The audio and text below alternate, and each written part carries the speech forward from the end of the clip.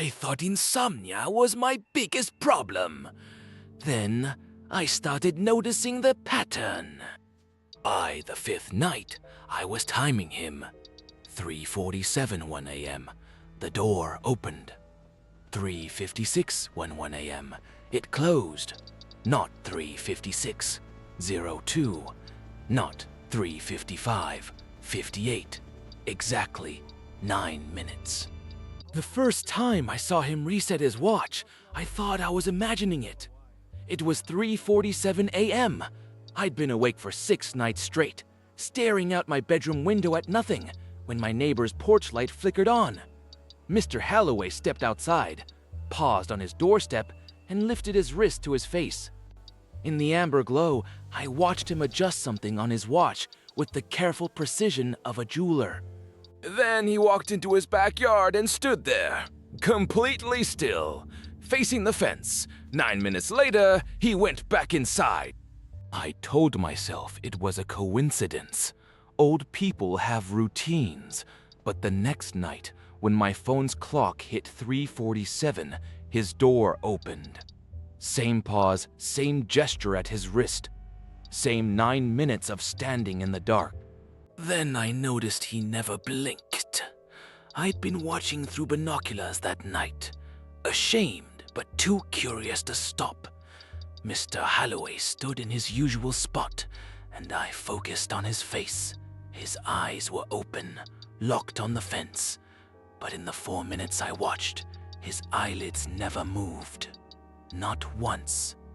The wind picked up, blowing dust across his yard, and he didn't flinch. A moth landed on his cheek. He didn't react.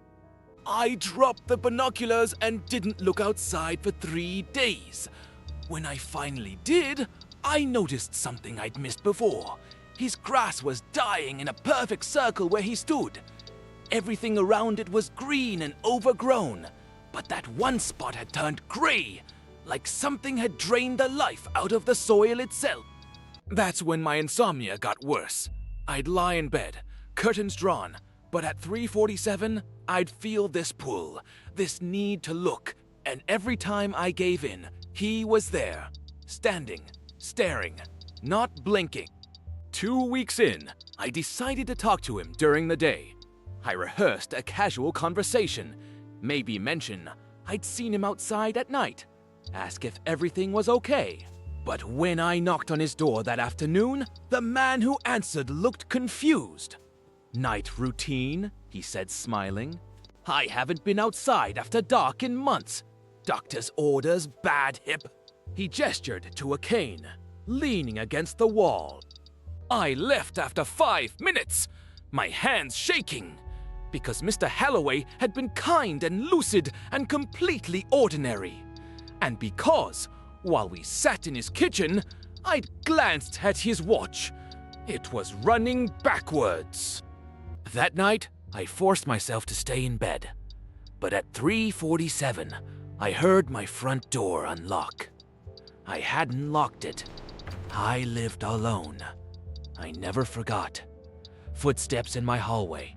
Slow even. Getting closer.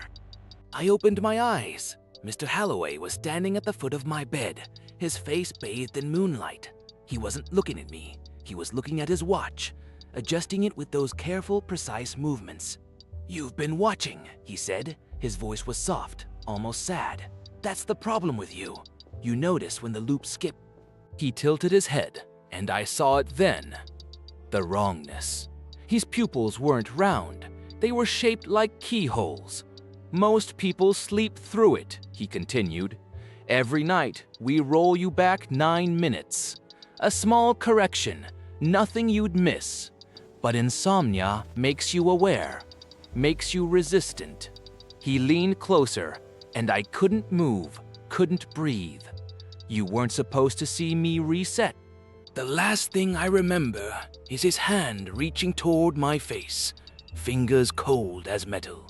Now I sleep perfectly, every night, deep and dreamless. But sometimes, right before I drift off, I glance at my alarm clock. It's always 3:47, and it never changes. So next time you hear footsteps at 3:47 a.m., maybe don't look outside. If this kept you up tonight, subscribe for more stories that'll make you question your neighbors.